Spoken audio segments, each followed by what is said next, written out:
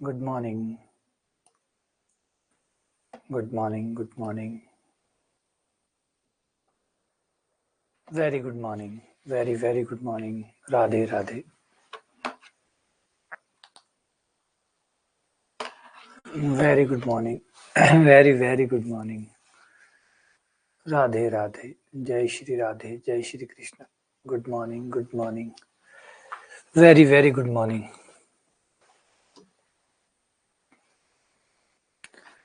Very, very good morning.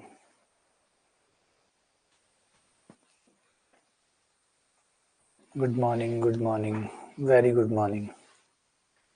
Very, very good morning. Very good morning. Radhe Radhe. जय जय श्री राधे. तो हम लोगों ने जो अभी तक पढ़ा है वो था मापांक और कोणांक, है ना. मापांक और कोणांक अब हमारा संपूर्ण हो चुका है. आज हम जो नई चीज पढ़ने वाले हैं उसका नाम है ध्रुवीय रूप, पोलर फॉर्म. बड़ा ही प्यारा रूप है, शानदार रूप है, जिसका नाम है ध्रुवीय रूप.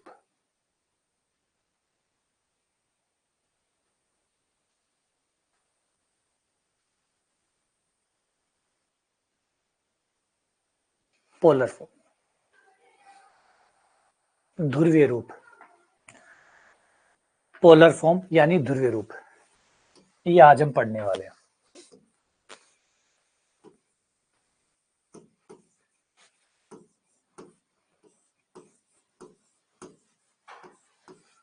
किसी भी समिश्र संख्या को, एक तो हम नॉर्मली लिखते आ रहे हैं z बराबर x प्लस आइटा y, इसे कार्तीय रूप कहते हैं क्योंकि x और y के रूप में लिखा हुआ है, तो इसे कार्तीय रूप कहते हैं.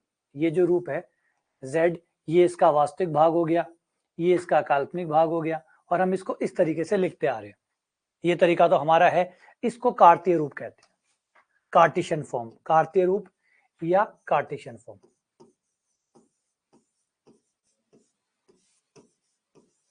कार्तीय रूप या कार्टेशियन फॉर्म.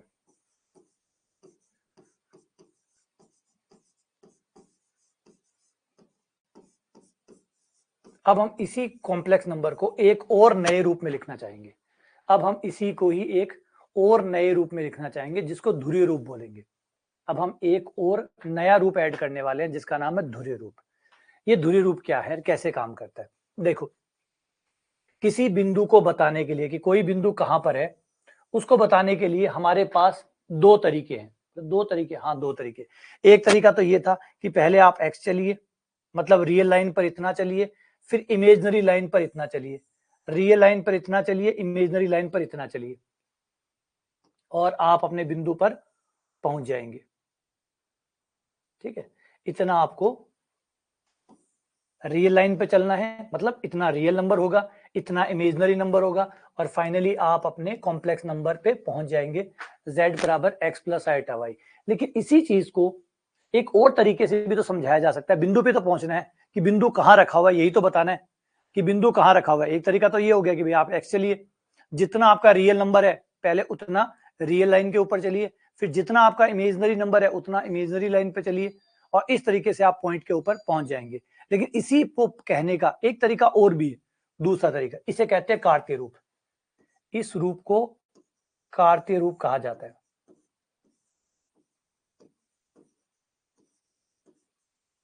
इसी रूप को कार्तीय रूप कहा जाता है.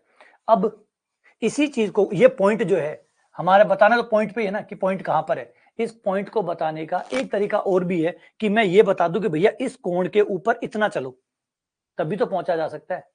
तभी तो पहुंचा जा सकता है. अगर हम कोण की बात करें और दूरी की बात करें तो ऐसा भी तो, इस कोण पर आओ, आ गए, जिसे कोणांक कहते हैं.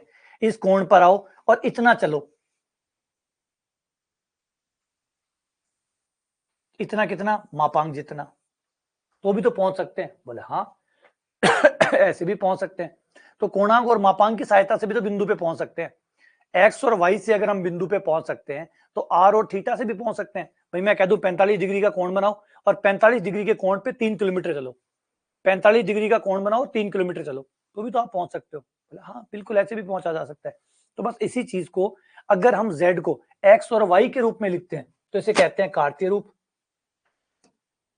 अगर किसी कॉम्प्लेक्स नंबर z को x और y में लिखा जाता है तो इसे कार्तीय रूप कहा जाता है।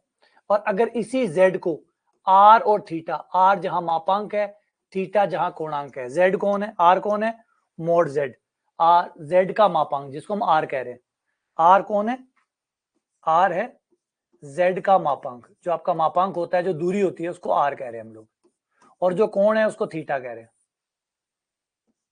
जो आपका कोणांक होता है उसको थीटा कह रहे हैं। तो हम कॉम्प्लेक्स नंबर z को दो तरीकों से लिख सकते हैं, एक तो x और y मतलब वास्तविक भाग और काल्पनिक भाग के जरिए जिसे कार्तीय रूप कहते हैं, और दूसरा होता है r और थीटा के रूप में जिसे ध्रुवीय रूप कहते हैं। अब सवाल में कई विचार आ रहे होंगे कि भैया दो रूप में लिखने की क्या जरूरत है। पहली बात तो दो रूप में लिखा जा सकता है, ये बड़ी बात है। पहली बात है कि दो रूप में लिखा जा सकता है, नंबर एक बात। नंबर दो है कि दो रूप में लिखा जा रहा है तो निश्चित तौर पे दूसरे रूप में कोई फायदा तो होगा, वरना यूं ही तो हमने नहीं लिखा होगा, कोई फायदा जरूर होगा, कोई एडवांटेज जरूर होगा। तो जरूर कोई ना कोई एडवांटेज है, उसकी बात भी करेंगे कि क्या फायदा हुआ। फायदे की बात तो पहले होती है, तो फायदे की बात जरूर करेंगे कि क्या फायदा हुआ।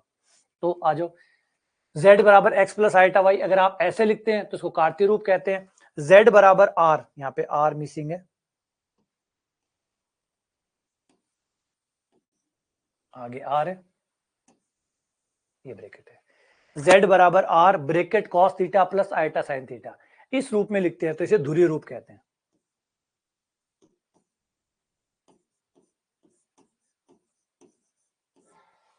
अगर आप किसी संख्या का मापांक और कोणांक निकाल लें, फिर आप उसको इस तरीके से भी लिख सकते हैं।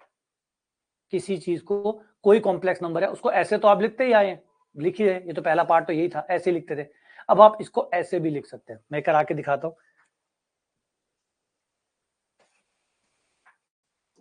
तो हर कॉम्प्लेक्स नंबर z को अब आप दो तरीके से लिख सकते हैं। एक तो ये तरीका जिसे आप एक्स वाई फॉर्म कह सकते हो, कार्तीय रूप कह सकते हो, कार्टेशियन फॉर्म कह सकते हो। एक ये रूप r bracket cos theta plus iota sine theta, x plus iota y r cos theta plus iota sine theta. अब कैसे होता है ये, किस तरीके से लिखा जाता है, आओ समझाता हूं। मान लो आपका कोई नंबर है z बराबर है 1 प्लस आइटा अंडर रूट 3, ये तो हो गया अभी कार्तीय रूप, ये तो अभी हो गया कार्तीय रूप, x और y वाला रूप। फिलहाल किस रूप में है, कार्तीय रूप में। अभी एट प्रेजेंट ये किस रूप में है, कार्तीय रूप में, या इसे एक्स वाई फॉर्म कह सकते हो। x का मान कितना है, बोला 1, y का मान कितना है, बोला अंडर रूट 3, x का मान कितना, बोला 1, y का मान कितना, बोला अंडर रूट 3, x बराबर 1, y बराबर अंडर रूट 3। ठीक, अब अगला पार्ट हमें आता है कि इसका मापांक निकाल लो जिससे r आ जाएगा। मापांक कैसे निकलता है, under root X square plus Y square करके, under root X square plus Y square करके, x का मान 1, y का मान अंडर रूट 3,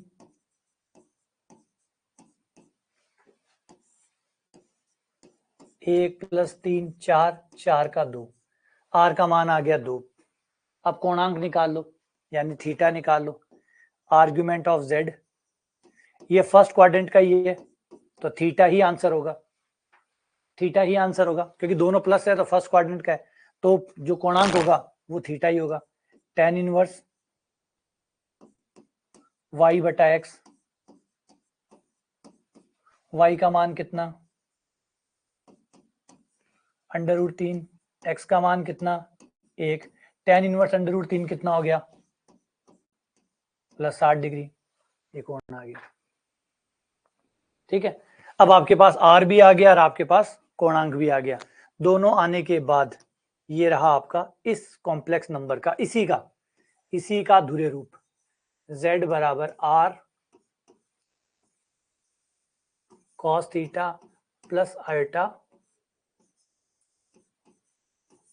साइन थीटा। मान रख दो, r की जगह r का मान है आपका 1, r का मान है 2, r की जगह 2 रख दिया, कॉस थीटा की जगह π/3 रख दिया। थीटा का मतलब कोणांक है, तो जो भी कोणांक आए वो आप थीटा की जगह रख देना। ये आपका बन गया, इसी कॉम्प्लेक्स नंबर का बन गया ध्रुवीय रूप, है ना। इसको कॉस साइन रूप भी कहते हो आप लोग, पोलर फॉर्म, ध्रुवीय रूप या कॉस साइन रूप, पोलर फॉर्म। ठीक है, अगर आप इसे चेंज करोगे तो वापस चेंज हो जाएगा ये। अगर आप इसे चेंज करोगे, है ना, अगर आप इसे वापस चेंज करोगे तो वापस चेंज हो जाएगा, ऐसा कुछ नहीं है। ये इसी को लिखने का एक और तरीका है, ऐसा नहीं कि हमने कुछ बदल दिया, नहीं, कुछ नहीं बदला। इसको आप वापस से इसके मान निकालो, मान रखो, सॉल्व करो, वापस वही आ जाएगा, वापस वही पहुंच जाएगा। बस लिखने का तरीका अलग है ना, अंदाजे बयां अलग है। तो उसमें अलग तरीके से बयां किया गया है, इसमें अलग तरीके से बयां किया गया है। इसमें कॉस और साइन के रूप में बयां किया गया है और उसमें एक्स और वाई के रूप में लिखा गया। बस ये लिखने का तौर तरीके अलग है, बाकी बदला कुछ नहीं है। जैसे 5, 2 + 3 कितने हैं, बोला 5, तो इसको अगर मैं 4 + 1 लिख दूं तो बोला लिख सकते हो। क्या कुछ बदला, बोला नहीं, कुछ भी नहीं बदला। तो फिर तो लिखने के तरीके तो कई हो सकते हैं, लिखने के तरीके कई हो सकते हैं। तो दो तरीके हमारे पास, कार्तीय रूप और ध्रुवीय रूप। इस तरीके से वापस सॉल्व कर लो, आपका वही उत्तर आ जाएगा। जो मैं आपको सॉल्व करके दिखा देता हूं, कहीं आपको ये टेंशन हो कि हमारा मान कहां चला गया, हमारा मान कहां चला गया। आज आपका मान वापस आपको दिला देते हैं। cos 60 का मान कितना होता है, cos 60 का मान, cos 60 का मान 1/2,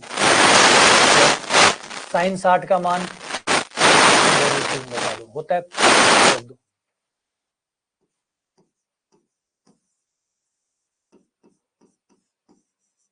cos 60 का मान 1/2, sin 60 का मान √3/2।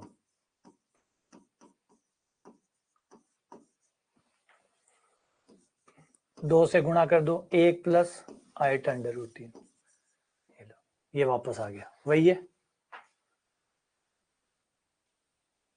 वापस आ गया, ये वापस आ गया।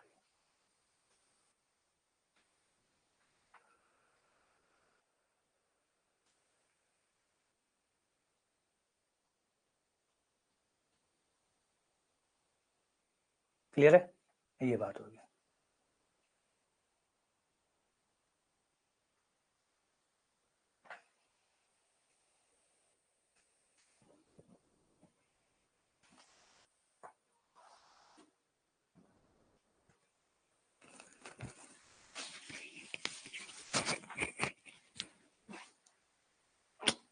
यहां तक बात समझ में आ गई है, क्या कहते हो, बात समझ में आ गई, क्लियर है ये चीज कि कैसे आप कार्तीय रूप को ध्रुवीय रूप में बदल सकते हैं। और जब भी आपको वापस बदलना हो तो इनके मान रख दो, इनके मान रख दो, गुणा कर लो, वापस आ जाएगा, जाएगा कहीं नहीं, कुछ भी गायब नहीं होगा, कुछ भी गायब नहीं होगा, वापस बदलोगे वापस पहुंच जाओगे। ठीक है ना, कुछ भी हानि नहीं होगी, बस लिखने का तरीके अलग अलग है, लिखने का तरीका अलग है। चलो अब एक सवाल आप लोग कर दो ताकि सब सही हो जाए। एक सवाल आपकी तरफ से,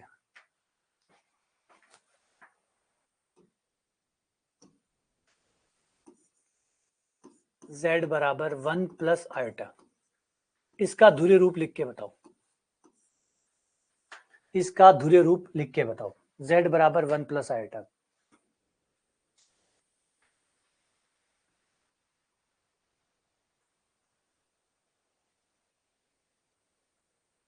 इसका ध्रुवीय रूप लिख के बताओ।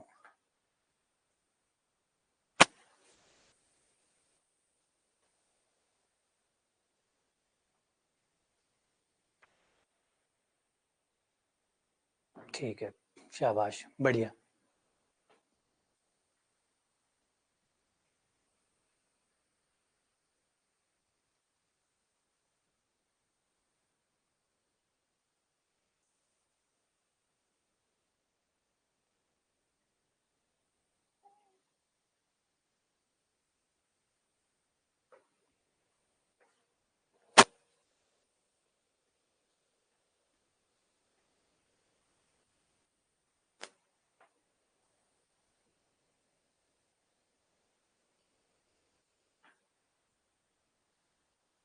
इसका ध्रुवीय रूप क्या आएगा?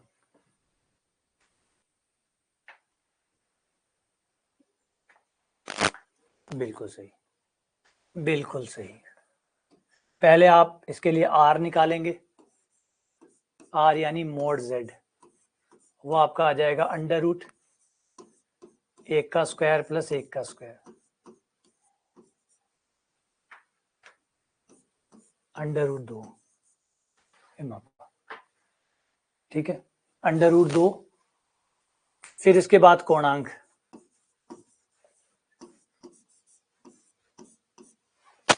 आर्ग्यूमेंट ऑफ z, कोणांक tan इनवर्स y बटा एक्स, y का मान 1, x का मान 1, तो ये आ गया π/4, ये आपका कोणांक आ गया। आपका ध्रुवीय रूप हो जाएगा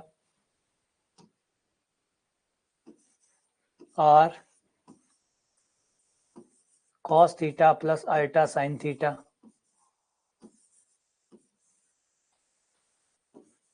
r की जगह हमारा मान अंडर रूट 2, कॉस थीटा की जगह π/4 प्लस अल्टा साइन π/4, ये इसका ध्रुवीय रूप बन गया।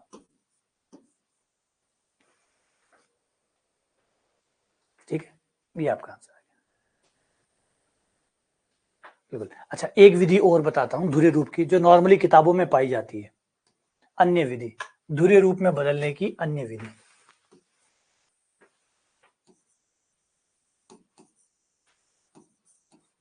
ध्रुवीय रूप में बदलने की अन्य विधि।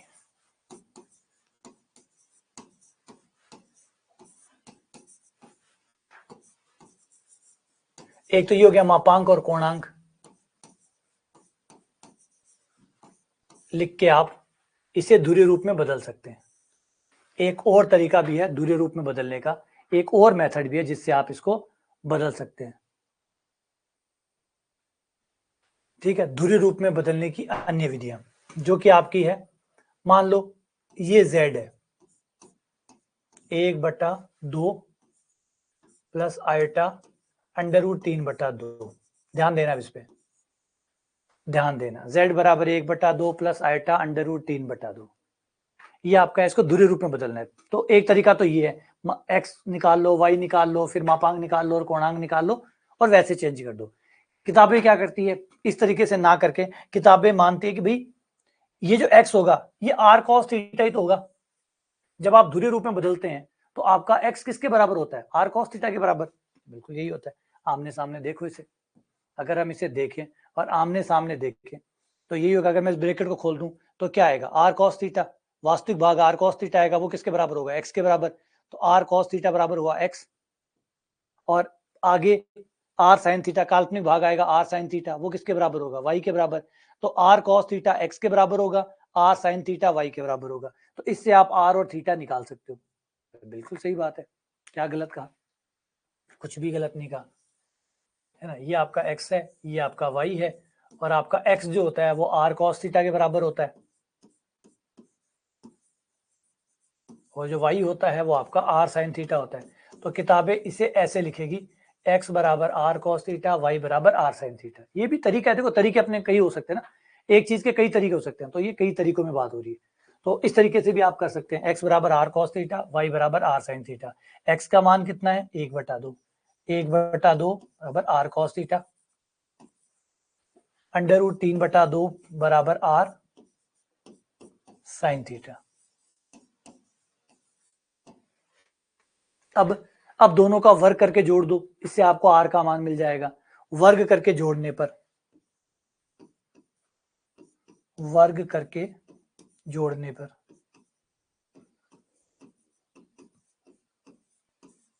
जैसे ही वर्ग करके जोड़ोगे, इधर हो जाएगा 1/2 का स्क्वायर प्लस अंडर रूट 3/2 का स्क्वायर, उधर हो जाएगा आपका r cos थीटा का square plus r sin theta का स्क्वायर।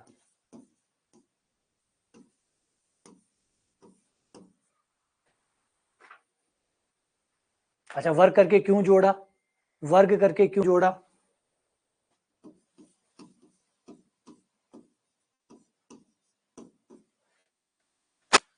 आर स्क्वायर कॉमन निकाल लो तो cos square plus sine square का मान 1। आर स्क्वायर कॉमन निकाल लो, cos square theta plus sine square theta का मान 1 हो गया। 3/4 1/4 मिला के 4/4 आर स्क्वायर बराबर 1। आर बराबर अंडर रूट 1 का अंडर रूट 1, आर बराबर 1। तो इस तरीके से आर का मान निकल जाएगा। अभी ये लंबा लग रहा होगा, है ना, अभी आपको लंबा लग रहा होगा। बाकी ये चीजें बहुत आसान हो जाती है, 2-3 बार सवाल निकाल लोगे तब ये चीज लंबी नहीं लगेगी। शुरुआत में लंबी लगती है, बाद में लंबी, क्योंकि सीधा वर्क करके, क्योंकि आप ये लिखते ही नहीं है। फिर एक बार शुरुआत हो रही है ना, फर्स्ट टाइम हो रही है, तो फर्स्ट टाइम तो सारी खाना पूर्तियां होती है। लेकिन जैसे आप ये बात समझ जाएंगे कि वर्क करके जोड़ना है, वो आर स्क्वायर के बराबर होगा। भाग देने पर थीटा आ जाएगा। अब जैसे ही भाग दोगे, भाग देने पर इस 2 में 1 का भाग दीजिएगा, इसे 1 नंबर, इसे 2 नंबर, 2 में 1 का भाग दे दो ताकि साइन ऊपर रहे कॉस नीचे रहे। 2 में भाग 1, समीकरण 2 में 1 का भाग देने पर तो यह आ जाएगा आर साइन थीटा बटा आर कॉस थीटा।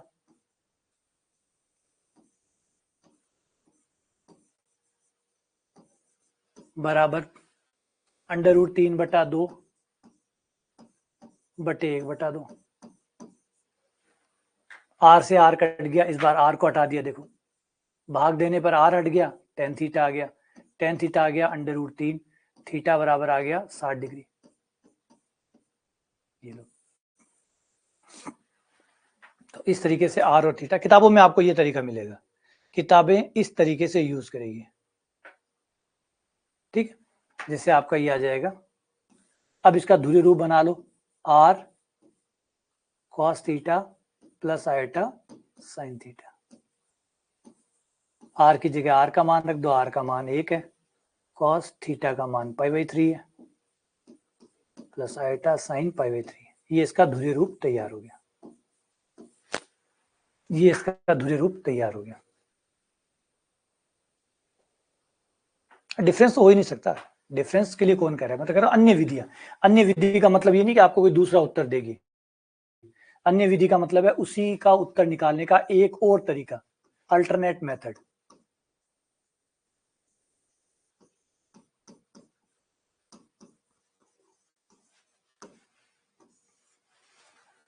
ठीक है, चलो आगे बढ़ते हैं। अगले सवाल, अब इन चारों में जो रिलेशनशिप होता है, इन चारों में एक्स वाई आर थीटा, इन चारों में ये 4 रिलेशन होते हैं, ये 4 रिलेशन होते हैं। चित्र में देखोगे तो ये चारों रिलेशन आपको यहाँ पे दिख जाएंगे, ये चारों चीजें आपको यहाँ दिख जाएंगी, एक्स वाई आर थीटा, इन चारों में सबसे पहला अगर मैं इसको देखूं इस त्रिभुज को, तो इस त्रिभुज में ये मेरा हुआ आधार,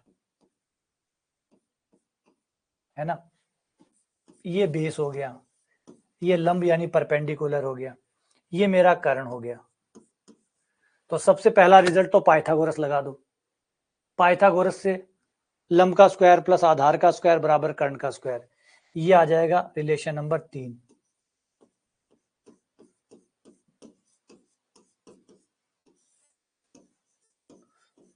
इस त्रिभुज पे पाइथागोरस प्रमेय लगाओगे, ये रिजल्ट आ जाएगा कर्ण का वर्ग बराबर लंब का वर्ग प्लस आधार का वर्ग। ये रिजल्ट आपका तैयार हो गया। एक्स वाई और आर में क्या रिलेशन होता है, तो x square plus Y square बराबर होता है आर स्क्वायर, एक रिलेशन। बाकी त्रिकोणमिति लगाएं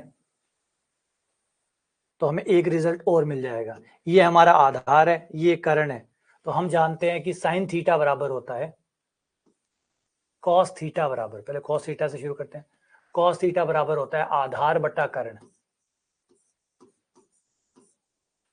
कॉस थीटा बराबर आधार बटा कर्ण, और आधार कितना है एक्स, कर्ण कितना है आर, तो कॉस थीटा बराबर हो गया एक्स बटा आर, और वज्र गुणा करने पर एक्स बराबर हो जाएगा आर कॉस थीटा, एक्स बराबर आर कॉस थीटा। ऐसे ही साइन थीटा वाला फॉर्मूला अगर यूज करें तो इसकी बजाय साइन वाला फॉर्मूला यूज करें तो साइन थीटा बराबर होगा लंब बटा कर्ण, लंब का मान y, कर्ण का मान r, y बराबर r sin थीटा। तो ये आपका अगला रिजल्ट तैयार हो गया। ठीक है, अब दोनों में अगर भाग दे दे तो, और भाग ना भी दें तो टेन थीटा का फॉर्मूला लगा दे तो टेन थीटा बराबर होता है लंब बटा आधार। टेन थीटा बराबर लंब बटा आधार। लंब कितना हुआ y, आधार कितना हुआ x, y बटा x, ये बन गया। तो आराम से त्रिकोणमिति पाइथागोरस प्रमेय की सहायता से ये चारों रिजल्ट बनाए जा सकते हैं। इनको रिलेशनशिप कहते हैं। x, r और थीटा में संबंध, x में, y में, r में और थीटा में। अभी याद होगा, ये तो अभी हमने ताजा ही यूज किया था। ये x बराबर r cos थीटा होता है, y बराबर r sin थीटा होता है, x बराबर r cos थीटा, y बराबर r sin थीटा। ये मापांकित, तो r कौन होता है, मापांकित होता है, थीटा कोणांक होता है। ये रिलेशनशिप इनमें होते हैं, ये चार रिलेशन होते हैं। ठीक है, आगे बढ़ते हैं अगले सवाल का सामना करने के लिए। अब ये सवाल आपके क्रांतिकारी दिमागों में जरूर आ रहा होगा कि advantage of polar form, polar form क्यों बना रहे हैं हम लोग, क्या फायदा हो रहा है। क्योंकि फायदे की बात सबसे पहले, नफे की बात सबसे पहले, तो फायदे की बात ही पहले करते हैं। Advantages of polar form, polar form क्यों बना रहे हैं। जब कार्तीय रूप है हमारे पास, तो कार्तीय रूप होने के बावजूद भी हम लोग पोलर फॉर्म क्यों बना रहे हैं, क्या चाहते हैं हम लोग, क्यों बच्चों को परेशान करते हैं।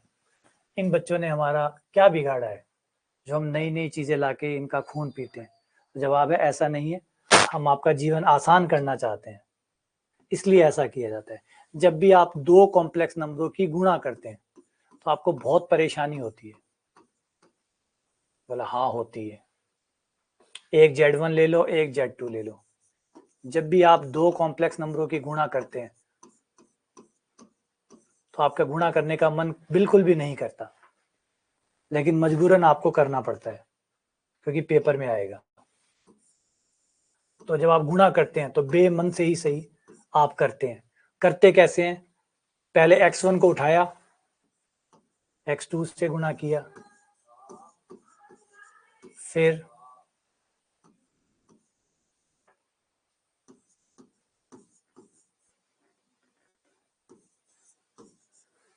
Plus,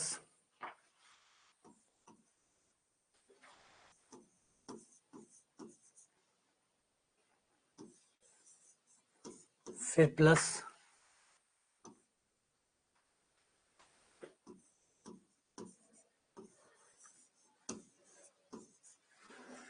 iota square y1 y2। तो गुणा बहुत जोर आया, बहुत ही ज्यादा जोर आया। अब ये आइटा स्क्वायर का मान -1 हो जाएगा,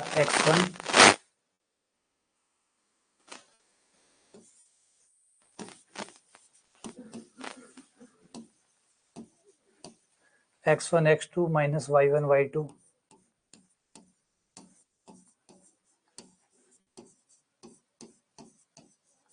तो ये हुआ आपका गुणा। अब गुणा ही जब इतना बड़ा है तो अगर हम भाग के ऊपर आए तो भाग तो और ज्यादा मुश्किल हो जाता है। गुणा ही इतना खून पीने वाला है तो भाग तो क्या ही होगा। भाग में तो हमें पहले चिन्ह बदल के ऊपर नीचे से गुणा करना पड़ेगा, फिर ब्रैकेट खोलने पड़ेंगे, तो भाग में तो गुणा भी आ जाएगा, भाग में तो गुणा भी आ जाएगा, तो बहुत ज्यादा कैलकुलेटिव होगा,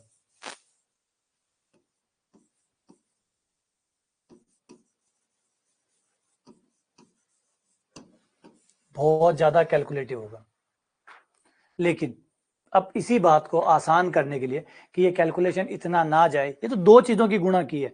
सोचो अगर Z1 Z2 Z3 तीन होते फिर गुणा करनी होती तो बोला प्राण निकल जाते, जान निकल जाती। कि अगर दो गुणा करने में इतना जोर आ रहा है, दो के बाद तीन करनी पड़ती, तीन के बाद चार करनी पड़ती, चार के बाद पांच करनी पड़ती, और डैश डैश डैश n तक गुणा करनी पड़ती, तो क्या होता, मतलब बहुत मुश्किल होता है, राम बचाए। ठीक है, इतनी सारी गुणा करना भारी पड़ता, बहुत भारी पड़ता। तो बस यही कमाल करेगा हमारा पोलर फॉर्म। पोलर फॉर्म हमें गुणा से बचाता है, इतनी बड़ी गुणा करनी नहीं पड़ती। जब भी आप पोलर फॉर्म में गुणा करते हैं तो इतनी बड़ी गुणा नहीं होती। पोलर फॉर्म वाली गुणा एकदम सिंपल होती है, एकदम सिंपल। अगर Z1 और Z2 ध्रुवीय रूप में लिखे हुए होते तो देखो गुणा कितनी आसान होती। मान लो Z1 का ध्रुवीय रूप है R1 cos θ1 प्लस आयोटा, और Z2 का ध्रुवीय रूप है R2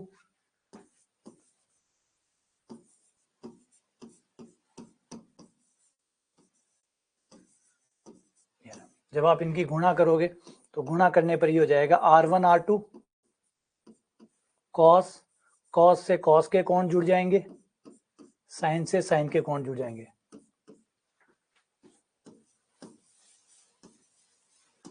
ये लो, आपको हो गई गुणा? हाँ हो गई। सच्ची में हो गई? हाँ हो गई। मुच्ची में? हाँ मुच्ची में हो गई। ये लो, ये गुणा हो गई। ऐसे होता है, ऐसे गुणा होती है, बिल्कुल ऐसे होती है। देख लो, तो कमाल है, तो बहुत आसान है, ये तो बहुत आसान गुण है। कोई ब्रैकेट खोलना नहीं, कोई और नहीं खोलना ना, R1 R2 गुणा हो जाएंगे, कौन से कौन जुड़ जाएंगे, बात खत्म।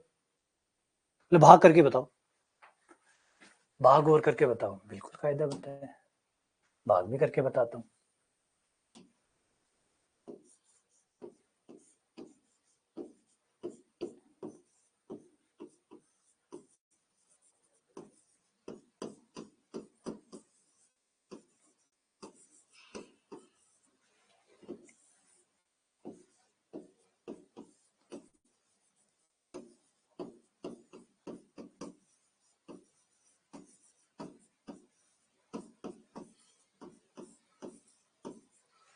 R1 बटा R2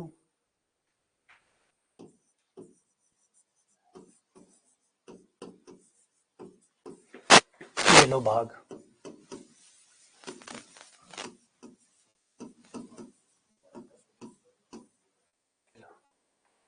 ये भाग है, हाँ ये भाग है। तो भाग तो गुणा जोड़ने जैसा है और भाग घटाने जैसा है। बोला हाँ यही तो बात है, गुणा जोड़ने जैसा है और भाग घटाने जैसा हो जाता है इसमें। तो ये है कमाल, ये ही है सबसे बड़ी कमाल की बात। बोला हाँ यार तो कमाल हो गया यार, तो जिंदगी बदलने वाला है हमारा, ये तो जिंदगी बदलने वाली चीज है।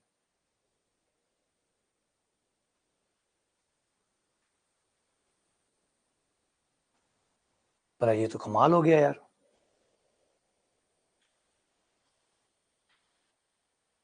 देखा, अगर यही हम भाग और करते, अगर यही गुणा हम कहीं और करते तो कितना मुश्किल होता, कितना कितना मुश्किल होगा।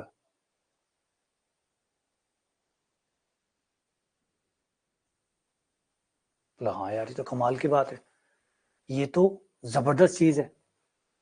दूसरे रूप में बदलने के बाद में गुणा करना और भाग देना बहुत आसान है, बहुत आसान है, सच में बहुत आसान है, सच में बहुत बहुत बहुत आसान है। गुणा करना, भाग देना, सुपर्ब। तब तो हम इसी के साथ जाएंगे, तब तो हम तो इसी के साथ जाएंगे, हम तो अब यही करेंगे, हम तो अब दूरी रूप ही बनाएंगे। फिर जब इतना आसान हो सकता है जुड़ना और इतना आसान हो सकता है गुणा करना, तो फिर क्यों नहीं इसके साथ जाए। तो यही करना है, हमें तो यही करना है। चलो अच्छा, फिर पावर का क्या होगा? अगर बहुत सारी पावर हो तो बहुत सारी पावर का भी ले लो। आ जाओ, एक पर में है, भैया हमारे कहते हैं, जिनका नाम है द माइबर।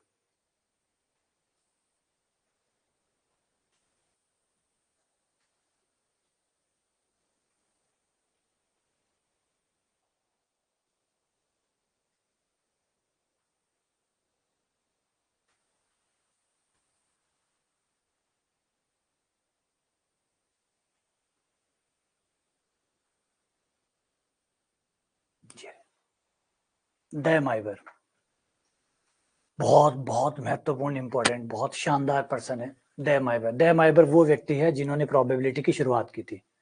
इससे आप समझ सकते हैं इस आदमी का कद। ये वो व्यक्ति है जिसने पहली बार प्रोबेबिलिटी की शुरुआत की, प्रायिकता की शुरुआत की, संभावनाओं को गणितीय तरीके से नापने का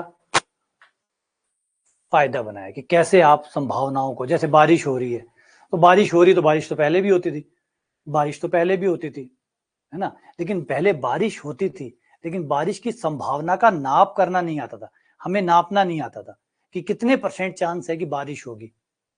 फर्क देखिए दोनों में क्या फर्क है। दोनों में फर्क ये है कि पहले भी बच्चे पास हो रहे थे, लेकिन नंबर आने के बाद में बच्चे नंबरों से पास होने लग गए। 70% से पास हुआ, 75% से पास हुआ, 80% से पास हुआ, 90% से पास हुआ, ताकि आपको ये पता चल जाए कि पास भी कितना पास हुआ है, फेल भी हुआ है तो कितना फेल हुआ है। दोनों बातों में अंतर है। एक खाली पास और फेल, खाली पास और फेल है, समझ में नहीं आता कि कौन कितना ज्यादा पास हुआ है और कौन कितना ज्यादा फेल हुआ है। लेकिन जैसे आप नंबरों में बदल देते हैं तो आपको समझ में आता है कि ये ज्यादा पास हुआ है, ये कम पास हुआ है। मान लीजिए पासिंग के मार्क्स 36% है और एक बच्चे ने 50 बनाए और एक ने 70 बनाए, तो अब आपको समझ में आता है कि 50 वाला भी पास हुआ है, 70 वाला भी पास हुआ है, लेकिन 70 वाला जो है वो 50 वाले से 20% ज्यादा पास हुआ है, उसने ज्यादा अच्छा किया। तो नंबर आने के बाद में चीजों को समझना आसान हो जाता है। तो प्रोबेबिलिटी की शुरुआत करने के बाद में जो संभावनाएं हुआ करती थी, जो पहले भी हुआ करती थी, उन संभावनाओं को एक नंबर मिलने लग गया कि बारिश होने के चांसेस आज 70% है, बारिश होने के चांसेस आज 80% है। ठीक है ना, तो एक नाप और आने लग गया। तो वो थे दे माइबर। दे माइबर ने एक परमी भी बनाई, जो दे माइबर के जिंदा रहते रहते तो ये उतनी पब्लिक हुई नहीं। बाद में इस परमे को उनकी नोटबुक में देखा गया, फिर ये पब्लिश हुई और बाद में ये छपी। ये परमे आपकी जिंदगी को और भी आसान कर देती है कि अगर कोई चीज cos theta plus iota sine theta में लिख दी जाए तो उसकी पावर को भी हल करना एकदम आसान, एकदम आसान। जो पावर है गायब, आपकी पावर यहां चली जाएगी।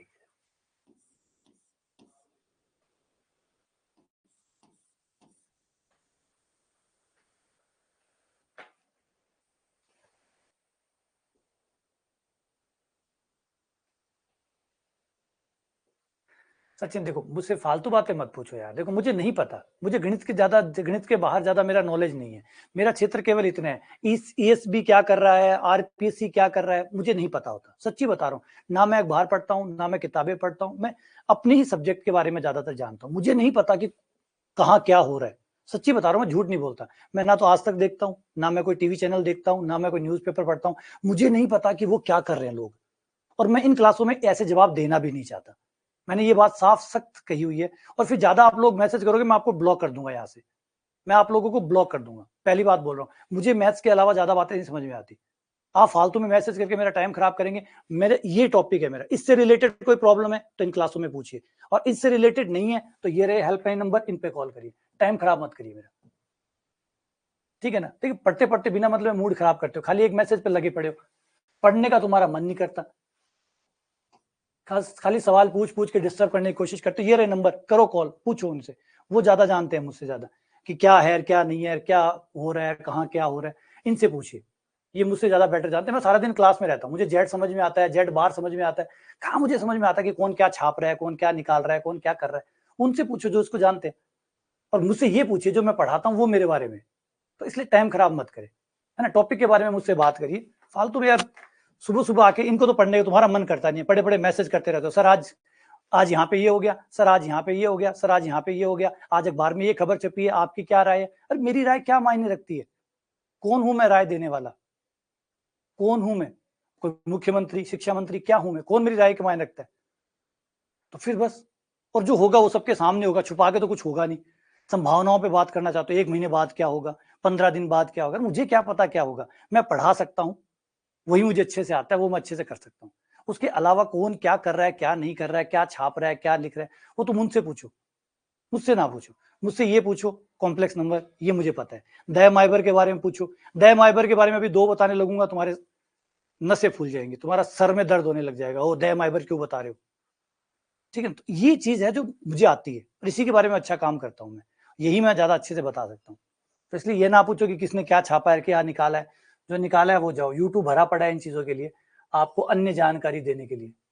यहाँ पे आपने पैसे काटे इस बात के लिए कि आपको ये पढ़ना है, तो ये पढ़ना है तो इसके साथ आओ।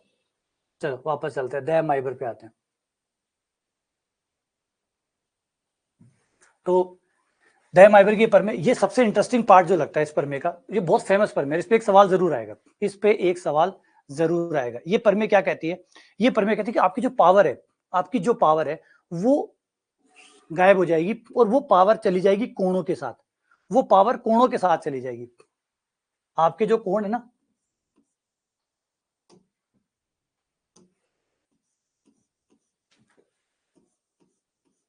कोणों के साथ चली जाएगी। जो भी आपका कोण एन होगा, जो पावर होगी वो चली जाएगी कोण के साथ। Cos n theta plus iota sine n theta, ये आपकी एन के साथ गुणा हो जाएगी,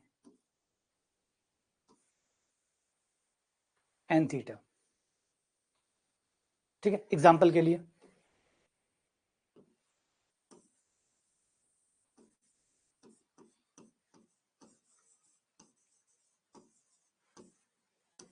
मान लो 3 पावर है या 4 पावर है या 5 पावर है या 10 पावर है या 100 पावर है। मैं 300 कर देता हूं, थोड़ा बड़ा लगेगा। 3000 कर देता हूं और बड़ा लगेगा। 30,000 कर दूं और बड़ा लगेगा। जितना मन में आया आप अपने हिसाब से डाल लेना। अब ये पावर कहां चली जाएगी? आपका कोण हो जाएगा 3,000 थीटा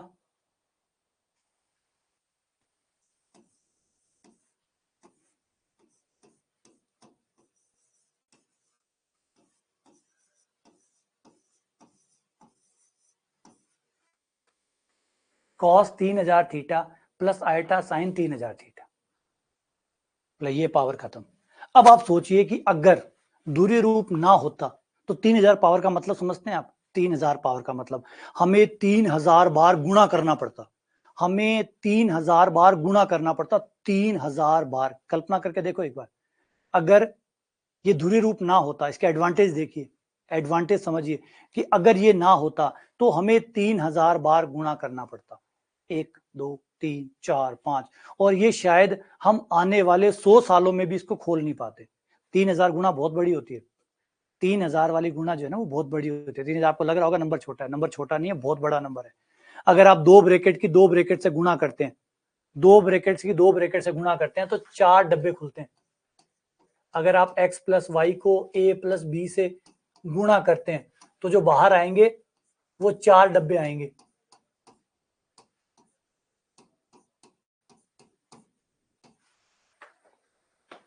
तो 2 की पावर 2 की, अगर ऐसे ही डबल डबल डबल डबल के 3,000 डब्बे हों तो पता कितने ब्रैकेट्स बनेंगे? जब खुलेंगे तो कितने आएंगे? 2 की पावर 3,000 पद आएंगे। 2 की पावर 3,000 पद। और इस नंबर इतना बड़ा है, इतना बड़ा है ये नंबर, 2 की पावर 3,000 इतना बड़ा नंबर है कि इस नंबर को हम सब मिलके भी नहीं खोल सकते। इतना बड़ा नंबर है, पूरा ब्रह्मांड खत्म हो जाए इस नंबर के अंदर, इतना बड़ा नंबर ये है। ये 3,000 है, जबकि ये पर में तो 5,000 50,000 5,00,000 5 करोड़ डैश डैश डैश सबके लिए सही है। ये जो पर में है, अच्छा इससे एक फायदा और हुआ कि कॉम्प्लेक्स नंबर रियल नंबर पे राज करते हैं। उसका बड़ा कारण ये भी है कि कॉम्प्लेक्स नंबरों में गुणा और भाग बहुत आसान तरीके से किया जा सकता है। आप रियल नंबरों में कभी भी ये उम्मीद नहीं कर सकते कि उसके अंदर गुणा और भाग इतने आसानी से हो सकता हो, लेकिन कॉम्प्लेक्स नंबरों में हो सकता है। तो ये कॉम्प्लेक्स नंबरों को सुपेरिटी देते हैं, प्राथमिकता देते हैं कि कॉम्प्लेक्स नंबर फार बेटर है रियल नंबर के मुकाबले। कॉम्प्लेक्स नंबर ज्यादा बेटर है बजाय रियल नंबर के। इसे कहते हैं दे माइबर प्रमेय। अच्छा, दे माइबर प्रमेय तब भी काम करती है अगर ये चिन्ह यहां माइनस का होता, तब भी दे माइबर प्रमेय काम करती।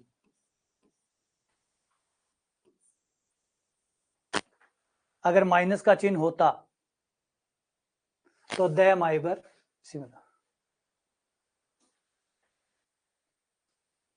तो भी ये काम करता।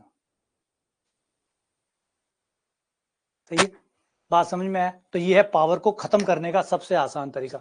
पावर एक ही झटके में खत्म, पावर ही खत्म, कोई झंझट ही नहीं खोलने बोलने का। अगर आप ये सोचे कि प्रूफ है, ये अजीब लगेगा लेकिन प्रूफ है। एक छोटा सा प्रूफ मैं करवा देता हूँ एक बार, ताकि आपके मन को शांति मिल जाए।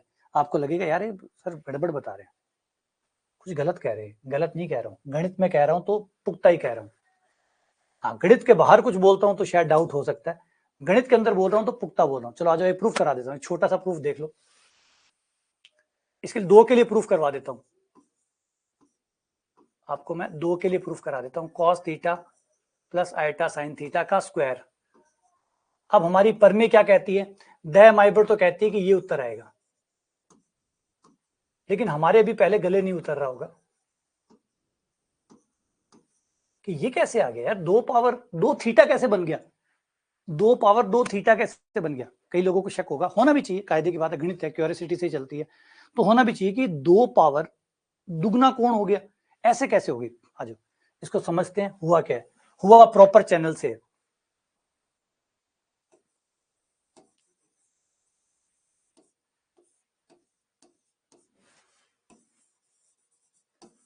Cos theta plus iota sine theta की पावर 2 है। चाहो तो आप होल स्क्वायर वाले फॉर्मूले से खोल लो, है ना। देखो A square plus B square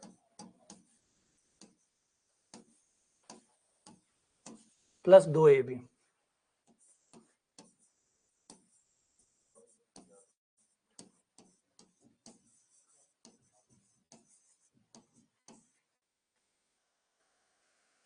A square plus B square plus 2ab।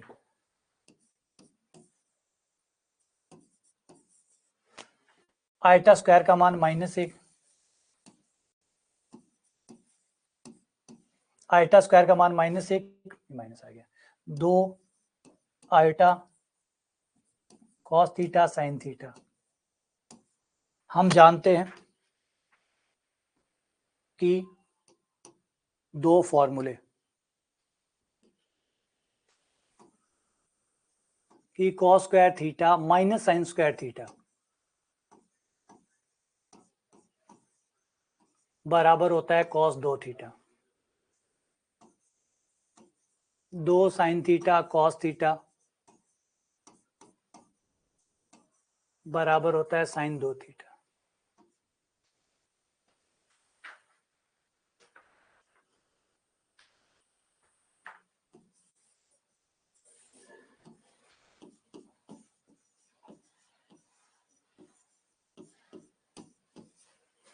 ये बन गया, ये ला, हो गया, ये प्रूफ हो गया।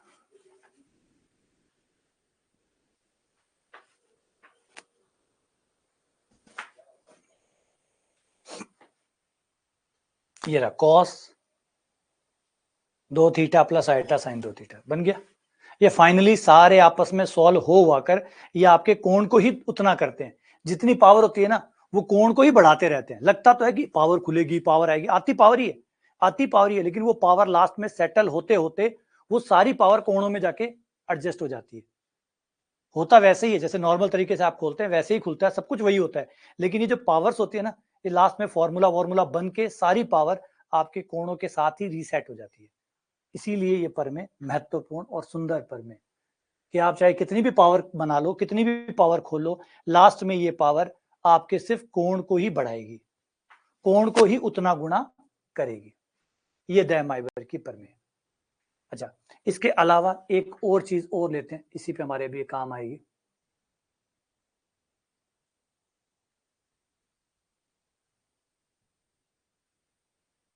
पहले एक सवाल कर लेते हैं, फिर इस पे आते हैं। ये ले लो, ये एक सवाल ले लो, फिर इसके ऊपर अगले टॉपिक पे आते हैं।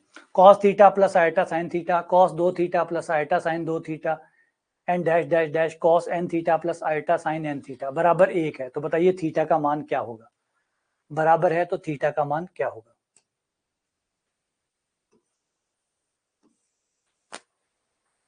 ध्यान से अच्छे से सुनना, समझना कि कैसे काम करता है। आर दूरी है ना, दूरी नेगेटिव नहीं हो सकती। आर दूरी है, दूरी कभी नेगेटिव नहीं हो सकती।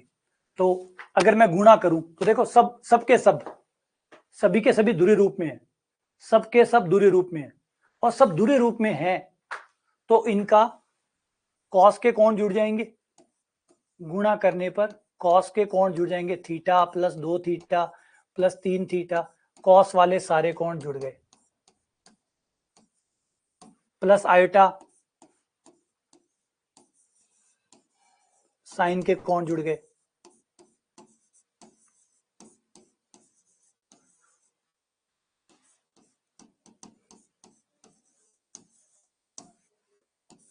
बराबर में 1।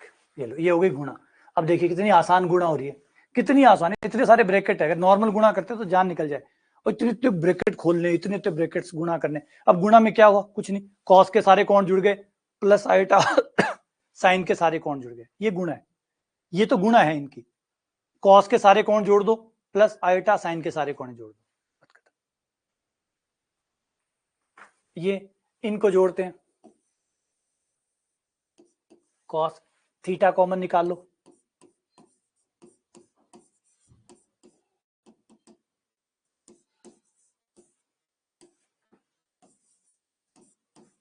प्लस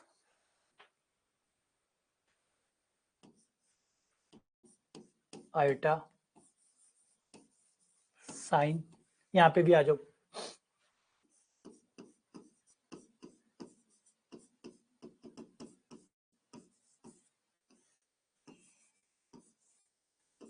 बराबर में 1।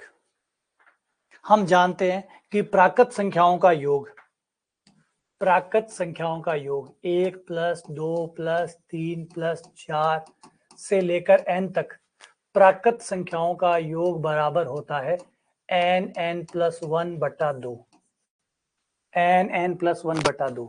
तो ये हो गया n प्लस 1 बटा 2 theta plus iota n plus 1 बटा 2 बराबर, बराबर में 1 है, 1 को लिखते हैं हम लोग, 1 का ध्रुवीय रूप बनाते हैं, 1 का ध्रुवीय रूप बनाते हैं,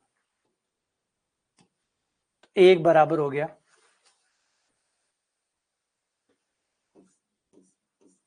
1 को ऐसे लिख लें 1 प्लस 0 आइटा,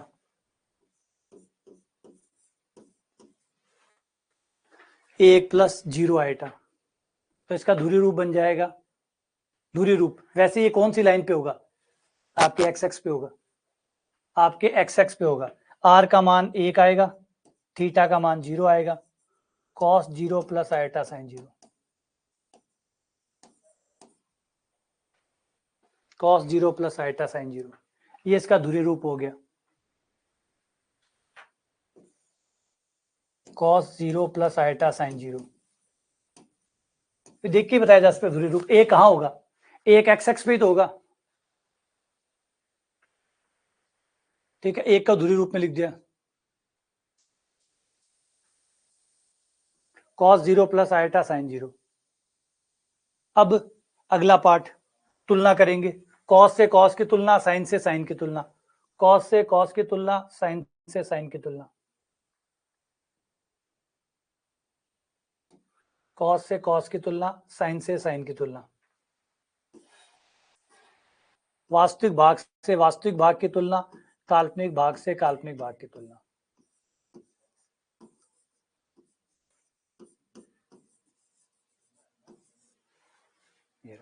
जब कॉस से कॉस की तुलना करते हैं तो व्यापक सूत्र लगाते हैं, व्यापक सूत्र कॉस थीटा बराबर कॉस अल्फा हो तो व्यापक मान का सूत्र कहता है थीटा बराबर होगा 2m पाई प्लस अल्फा। ये होता है कंपैरिजन, व्यापक मान, एक तरफ कॉस थीटा हो दूसरी तरफ कॉस अल्फा हो, तुलना करना हो तो थीटा बराबर व्यापक मान में, वैसे तो थीटा बराबर अल्फा हो गया, लेकिन व्यापक मान के केस में जब व्यापक मान बनाना हो तो थीटा बराबर होता है 2m पाई प्लस अल्फा। तो थीटा की जगह तो हमारा ये आ गया, थीटा की जगह ये आ गया,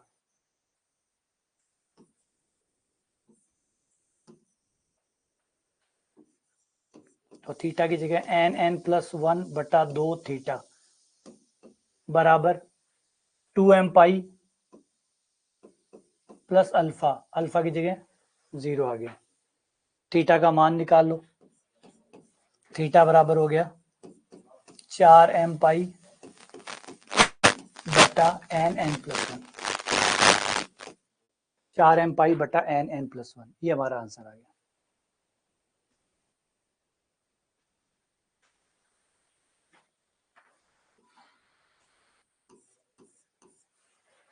बटा एन एन प्लस 1।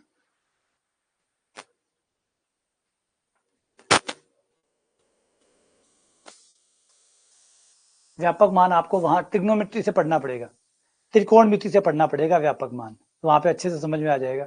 जब त्रिकोणमिति पढ़ोगे वहां पे व्यापक मान के क्लास ली हुई है, समझाया हुआ है कि व्यापक मान क्या होता है, क्यों जरूरी है, क्या काम है।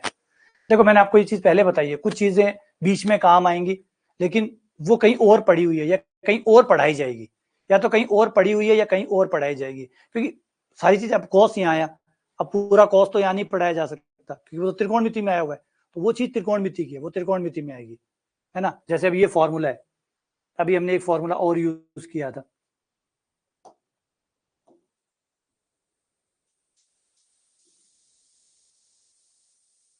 ये हमारा फॉर्मूला था, ये एपीजीपी का है, श्रेणियों का फॉर्मूला है, ये एपीजीपी में आएगा।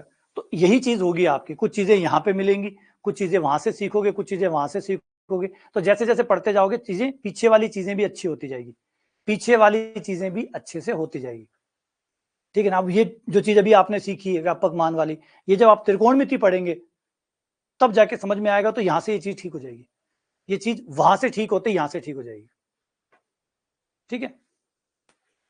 चलो आगे बढ़ते हैं। आइलर फॉर्म, आइलर फॉर्म माना नहीं है मैंने, आर का मान निकाला है, आर का मान निकाल लो। 1 + 0 आइटा में आर का मान कितना आएगा, 1 + 0 आइटा में आर का मान कितना आएगा, निकाल के देख लो, निकाल के देख लो यार, थोड़ा बहुत अब दिमाग तेज दौड़ाओ, ऐसे क्या करते हो यार। आर का मान कितना आएगा, निकाल के देखो। अब हम वही बेसिक से थोड़ी चलते रहेंगे, कितनी देर चलेंगे। अब ये देखो यहाँ पे आर का मान निकालो, क्या होता है आर का मान, √x² + y²। क्या हर बार ये लिखूं, ऐसे लिख लिख के निकालू,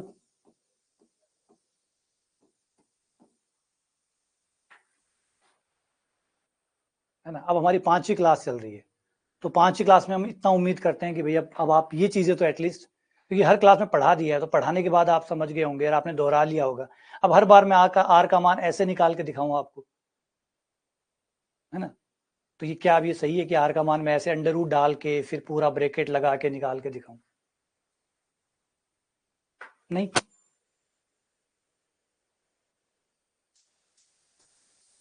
ठीक है चलो आगे आते हैं। आइलर फॉर्म, आइलर फॉर्म हमारे अमिताभ बच्चन है, ये हमारे अमिताभ बच्चन है, मैथमेटिक्स के सुपरस्टार लिनहार्ड आइलर, बासेल से आते हैं जो कि स्विट्जरलैंड में है।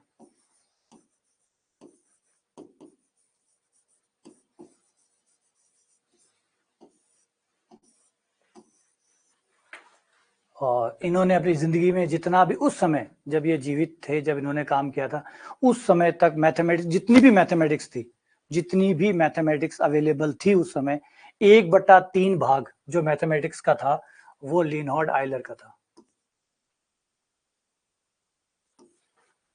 उस समय तक जितनी मैथमेटिक्स अवेलेबल थी, जितनी भी गणित थी, सोचिए देखिए, ये कुछ ऐसा है कि अगर 50 फिल्में बन रही है तो उसमें से 17 फिल्में, लगभग 16 से 17 फिल्में, 17 फिल्में लगभग इस बंदे की आ रही है। तो उस समय, और वो भी सुपर डुपर हिट, वो भी ऐसे नहीं कि नॉर्मल हिट, 50 में से 17 फिल्में आ रही हैं और 17 की 17 सुपर हिट। तो उस समय जितनी भी मैथमेटिक्स थी, जब ये जीवित थे, ये अंतिम समय थे, तब तक इनकी टोटल जितनी भी उस समय तक गणित की डिस्कवरी थी, वो टोटल की टोटल का 1/3 भाग इनसे आता था, ठीक है। तो इन्हें लिनहार्ड आइलर, या जैसे मैंने कहा कि हमारे अमिताभ बच्चन है ये, तो इन्होंने एक जबरदस्त फॉर्म दी जिसको आइलर फॉर्म कहा जाता है। आइलर फॉर्म कि cos theta plus iota sine theta बराबर होता है e⁻ आइटा थीटा, इसको आइलर फॉर्म कहा जाता है।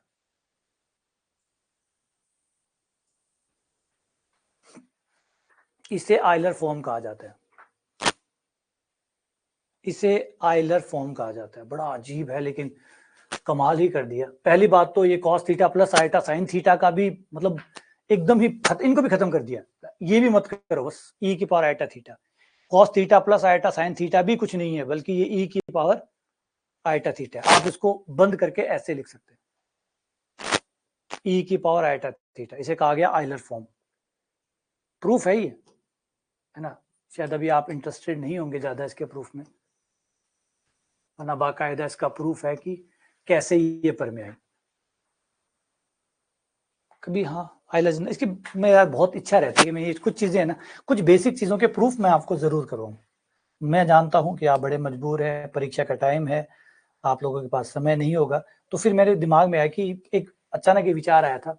पिछली बार लास्ट टाइम एक टॉपिक करा रहा था, तब मेरे विचार आया था कि यार ऐसा नहीं कर सकते आप लोग। मतलब आप मान मेरे पास 1000 बच्चे पढ़ रहे हैं, 1500 बच्चे, कुछ 1500 बच्चों में से 40-50 बच्चे ऐसे जरूर होंगे जो क्यूरियस होंगे, मेरी तरह होंगे, जिनको जानने का बहुत, गणित अपनी जगह है, नौकरी लगना अपनी जगह है, लेकिन उनकी खुद की जिज्ञासा सबसे बड़ी है। तो वो जो लोग हैं कुछ मेरे जैसे हैं जिनकी जिज्ञासाएं बड़ी है, नौकरी से भी ज्यादा बड़ी उनकी जिज्ञासाएं हैं, तो वो जो लोग हैं उन लोगों का दमन करना गलत है। तो फिर मेरे मन में आया कि क्यों नहीं कुछ बीच में हफ्ता 15 दिन से एक क्लास हम क्यूरियोसिटी की लगा ले, जिसमें मैं कुछ आपको इस तरीके की जो चीजें हैं जो बीच में आती है, क्योंकि कंपटीशन की दृष्टि से तो इनका कोई मतलब नहीं है ना। कंपटीशन से तो इनका कोई लेना देना नहीं है, कि कंपटीशन तो आपसे प्रूफ पूछता ही नहीं है। जब कभी सब्जेक्टिव पेपर होगा तब ये बातें सार्थक होंगी, तब प्रूफ आएंगे। तो जब तक वो नहीं आता है, जब तक वो दिन नहीं आता है, जब तक सब्जेक्टिव तो ऑब्जेक्टिव है, और ऑब्जेक्टिव है तो एमसीक्यू आएंगे, 4 में से एक सही आएगा, प्रूफ आना नहीं है। तो जब नहीं आना तब तक तो इनका कोई मतलब नहीं बनता। लेकिन जो बच्चे क्यूरियस है, जिज्ञासु है, जो जानना चाहते हैं कि कहाँ से आया, कैसे आया, जिन्हें मैथ्स में इंटरेस्ट है, सिर्फ वो कंपटीशन क्रैक करने के लिए नहीं पढ़ते, बल्कि इसलिए भी पढ़ते हैं कि इससे उनकी शांति मिलती है। तो उन लोगों के लिए कुछ क्लासेस ऐसी लगाई जाए जिसमें इस टाइप के जो चीजें हैं, अब मैं यहाँ पे प्रूफ नहीं कर सकता क्योंकि प्रूफ खाएगा 10 से 15 मिनट, और 10 से 15 मिनट हम खराब नहीं कर सकते। तो जरूरी है कि हम उसके लिए कोई सेपरेट क्लासेस लग दे, और उनमें पहले से ही बच्चों को ये बता दे कि भैया ये क्लास देख लो, अगर तुम नौकरी वाले भैया हो तो मत आना, कोई काम की नहीं है, लेकिन अगर तुम इंटरेस्टेड भैया हो, तुम वो हो भैया या बहन हो जिनको क्यूरियोसिटी ड्रिवन हो, तो फिर स्वागत है आपका। उसमें हम कुछ भी ऐसा नहीं पढ़ेंगे जो पेपर में आता है, उसमें कुछ ऐसा ही पढ़ेंगे जो हमारी जिज्ञासाओं को शांत करता होगा। तो मैं आपको कोशिश करूंगा जो दय माइबर प्रमेय है वो भी प्रूफ करके अच्छे से, अभी तो मैंने एक एग्जांपल देके प्रूफ किया है, फिर मैं उसको प्रॉपरली प्रूफ करके दूं, फिर इसको भी आइलर रूप को भी आपको प्रूफ करके दूं कि ये देखो कैसे आया, कैसे कॉस और साइन कहाँ चले गए, और ई कैसे बन गया, ई के ऊपर भी आयटा थीटा कैसे आ गया, ये कैसे हुआ। अब अगर आप इसको देखोगे तो दय माइबर प्रमेय प्रूफ करने में बिल्कुल भी जोर नहीं आएगा आपको। इसको अगर आप प्रूफ करते हो तो आइलर प्रमेय को, दय माइबर प्रमेय को प्रूफ करने में बिल्कुल भी जोर नहीं आएगा, आराम से प्रूफ हो जाएगा। देखो कैसे,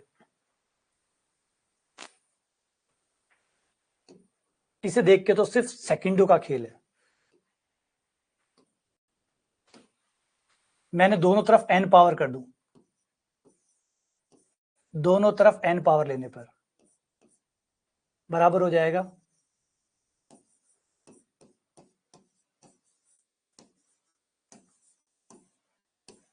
ये हो गया n पावर, ये हो गया आयटा n थीटा,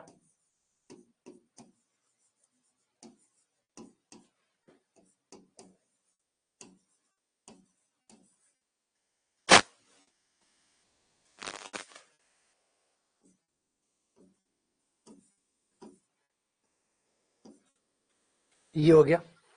ठीक है, अब यहां पे आप देखो कि अभी हमारी इस रूप ने क्या कहा था कि जब यहाँ पे जो भी थीटा होता है, यहाँ पे जो भी थीटा होता है, जो कोण होता है, वो यहाँ आता है, वो यहाँ आता है। अब हमारा कोण कौन है, एन थीटा, एन थीटा हमारा कोण है, तो इधर क्या आएगा, cos n theta plus iota sign,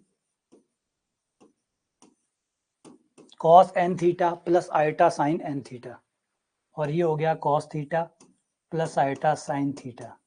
एक ही चीज को हमने दो तरीके से हल किया। ये देखो ये आ गया आपके दय माइबर प्रमेय।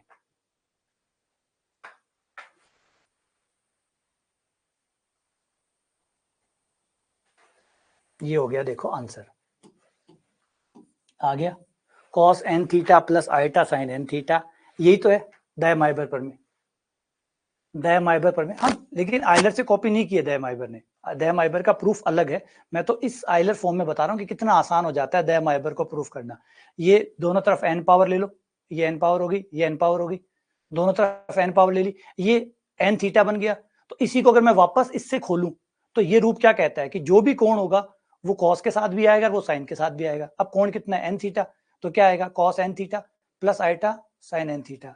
RHS में क्या है, इनकी पावर n है, तो इसका मतलब इनकी पावर n बराबर होता है cos n theta plus iota sine n theta. तो बोला सेकंडों में प्रूफ हो गया, बोला हाँ, तो बड़े आसानी से प्रूफ हो जाता है।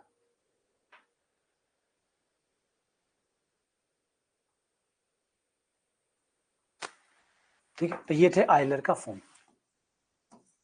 इसका प्रूफ दिखाऊंगा तो आपको बहुत मजा भी आएगा, देखने को पता चलेगा कि आइलर की एक ब्यूटीफुल इक्वेशन आती है। अगर आप कभी भी नेट पे जाके सर्च करेंगे most beautiful equation of the maths, तो आपको उसमें आइलर की इक्वेशन मिलेगी, most beautiful equation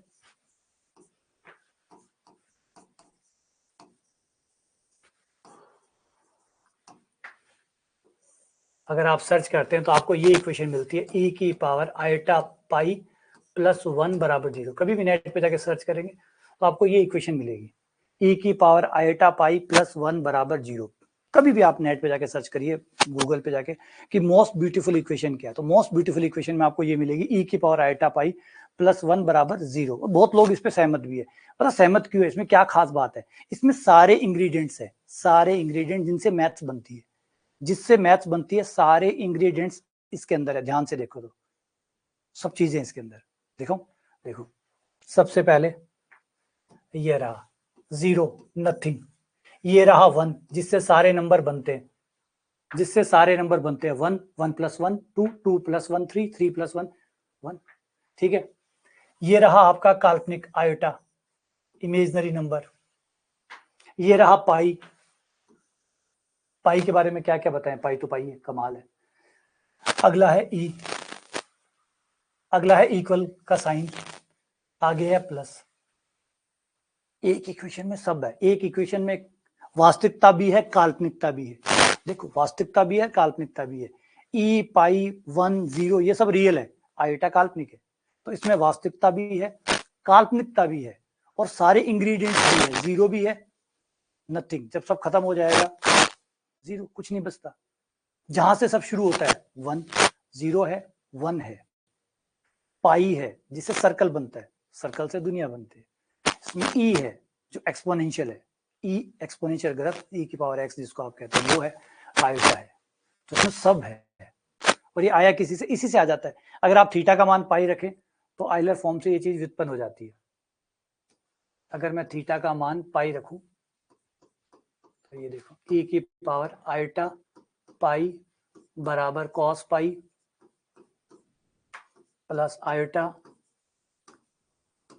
sign pi, e की power iota pi cos pi plus iota sine pi, e की power iota pi, cos pi का मान -1 होता है, साइन पाई का मान 0 होता है, तो ये तो माइनस का 1 आ गया, माइनस के 1 को उधर ले जाओ, तो ई की पावर आयोटा पाई प्लस 1 बराबर 0।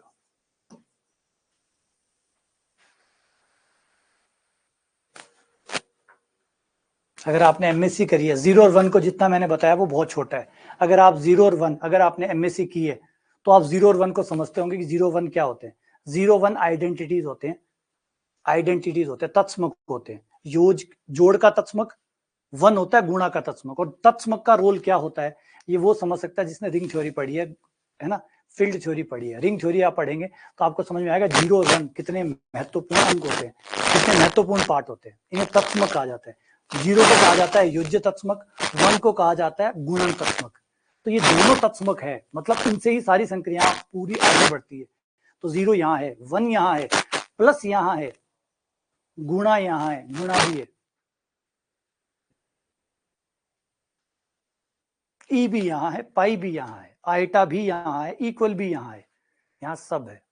तो यहाँ सब है तो फिर इससे बेटर इक्वेशन क्या हो सकती है, जो पूरे ब्रह्मांड के जो है ना 5 तत्व उनके बीच का रिलेशन है। देखो 5 तत्व कौन है, 0 1 0 1 पाई ई आयोटा, इन पांचों का रिलेशनशिप है इसमें। पांचों का रिलेशन।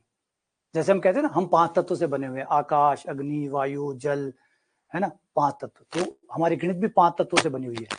ये पांचों तत्व यहाँ है, इस इक्वेशन में पांचों तत्व आते हैं, तो इसलिए इसको मोस्ट ब्यूटीफुल इक्वेशन कहा जाता है। आप समझते हो कि ये सुपरस्टार क्यों है, ठीक है ना, इसलिए इसको ब्यूटीफुल इक्वेशन क्यों कहते हैं, क्योंकि ये वो है जो पांचों तत्वों को एक साथ लाती है ना। इंसान कैसे बनते हैं, जब 5 तत्व एक साथ आते हैं तो इंसान बनते हैं। चलो बस इसके साथ विराम देते हैं आज। उम्मीद करता हूं कि आप लोगों को ध्रुवीय रूप समझ में आया होगा, द माइबर समझ में आई होगी, और आयलर फॉर्म समझ में आएगी। अब ये सवालों में कैसे काम आती है वो हम लोग सीखेंगे। सवालों में इनको कैसे काम में लिया जाता है और इनसे सवाल कैसे बनाए जाते हैं, किए जाते हैं, वो हम पढ़ेंगे।